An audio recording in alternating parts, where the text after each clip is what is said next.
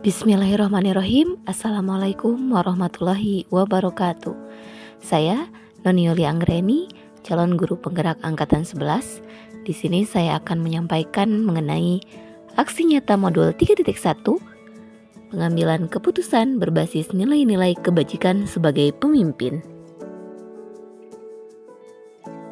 Perkenalkan, fasilitator saya yaitu Bapak Tatan Ridwan SPD dan pengajar praktik saya Bapak Nirwan Hadiansah SPD MPD. Adapun tujuan pembelajaran khususnya yaitu CGP dapat mempraktikkan proses pengambilan keputusan, paradigma, prinsip, dan pengujian keputusan di sekolah calon guru penggerak. Yang saya pelajari dari modul ini adalah mengidentifikasi dilema etika dan bujukan moral.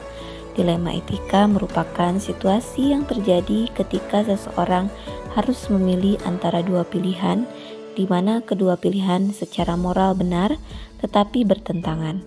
Sedangkan bujukan moral merupakan situasi yang terjadi ketika seseorang harus membuat keputusan antara benar dan salah. Kemudian saya juga mempelajari 4 paradigma dilema etika. Yang pertama, individu lawan masyarakat. Yang kedua, rasa keadilan lawan rasa kasihan. Yang ketiga, kebenaran lawan kesetiaan. Dan yang keempat, jangka pendek lawan jangka panjang. Lalu saya juga mempelajari 3 prinsip pengambilan keputusan. Yang pertama, berpikir berbasis hasil akhir. Yang kedua, berpikir berbasis peraturan. Dan yang ketiga, berpikir berbasis rasa peduli. Lalu saya juga mempelajari 9 langkah pengambilan dan pengujian keputusan. Yang pertama, mengenali nilai-nilai yang saling bertentangan. Yang kedua, menentukan siapa yang terlibat dalam situasi ini. Yang ketiga, kumpulkan fakta-fakta yang relevan dengan situasi ini. Yang keempat, pengujian benar atau salah, meliputi uji legal, uji regulasi, uji intuisi, uji publikasi, dan uji panutan. Kemudian yang kelima, pengujian paradigma benar lawan benar. Yang keenam, melakukan prinsip resolusi. Yang ketujuh, investigasi opsi trilema. Yang kedelapan, buat keputusan. Dan yang kesembilan, lihat lagi keputusan dan refleksikan. Ini merupakan deskripsi singkat kasus yang terjadi.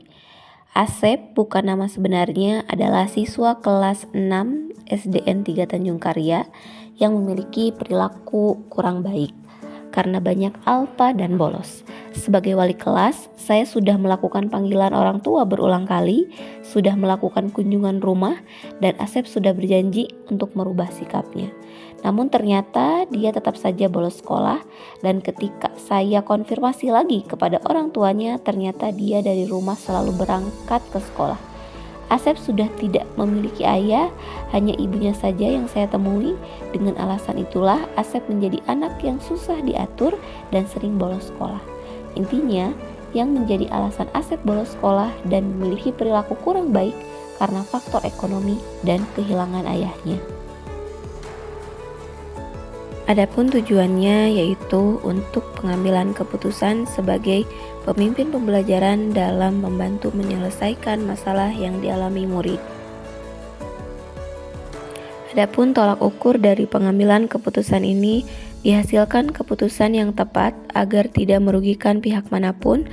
Keputusan harus berpihak pada murid dan dapat dipertanggungjawabkan.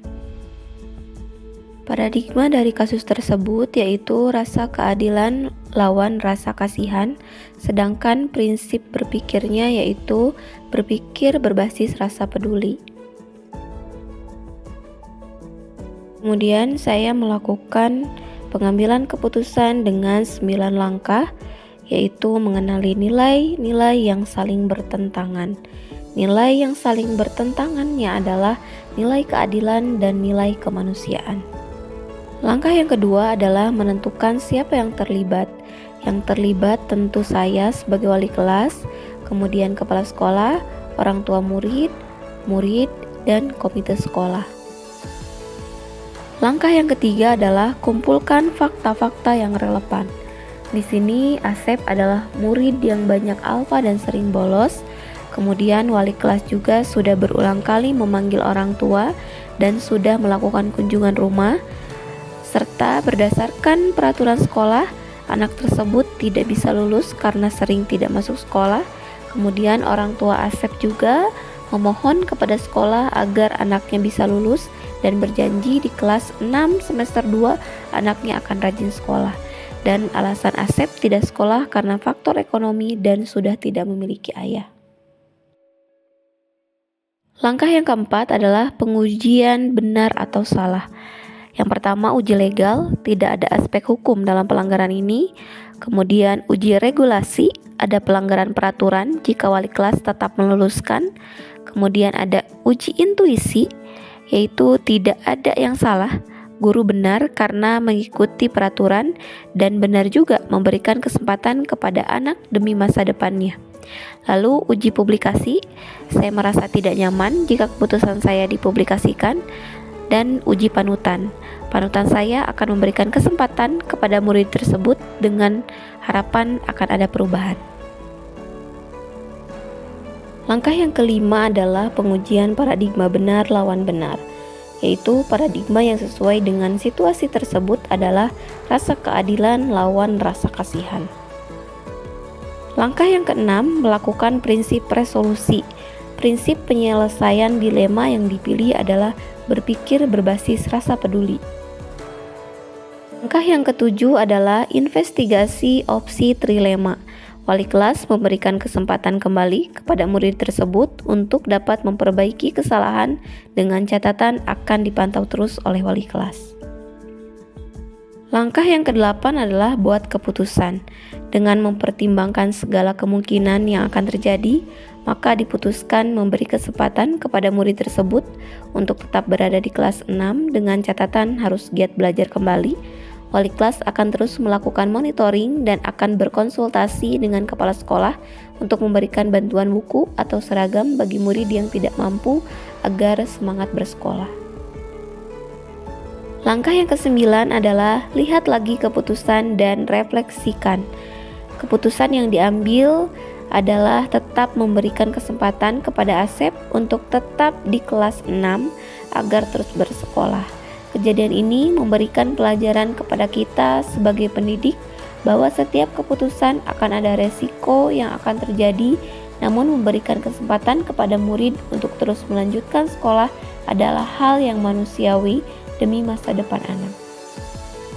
Sekian pemaparan dari saya. Wassalamualaikum warahmatullahi wabarakatuh. Salam dan bahagia.